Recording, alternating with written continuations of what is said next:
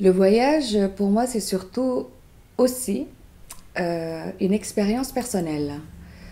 C'est celle de l'évasion, de la découverte, euh, découverte des autres avant toute chose, de, d'autres cultures, d'autres langues, d'autres arts culinaires, euh, d'autres modes de pensée aussi et de l'humour surtout.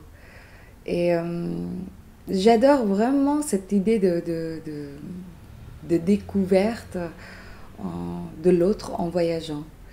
Et bizarrement, j'ai l'impression que ça nous permet de nous découvrir, voilà, nos a priori ou nos certitudes, nos limitations sur certaines choses et peut-être, voilà, donc s'ouvrir aux autres.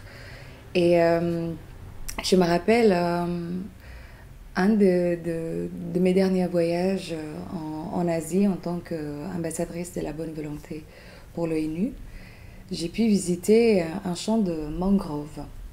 Alors le mangrove, c'est bien sûr une forêt humide et naturelle, surtout dans les zones côtières. C'est un habitat pour la flore et la faune en Asie et c'est surtout, ça a pour but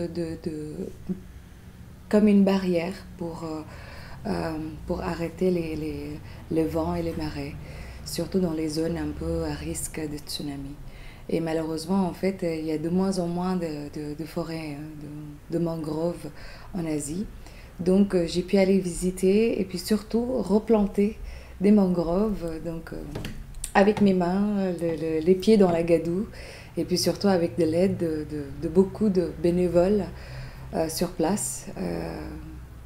Et ça, ce fut un moment vraiment précieux pour moi. Et j'ai l'impression, j'ai l'impression après avoir vécu ça, ce partage humain où on donne beaucoup pour la nature ou à la protection de l'environnement, j'ai l'impression d'être, oui, d'être plus grande, d'être plus forte et, euh, et sensible à la fois.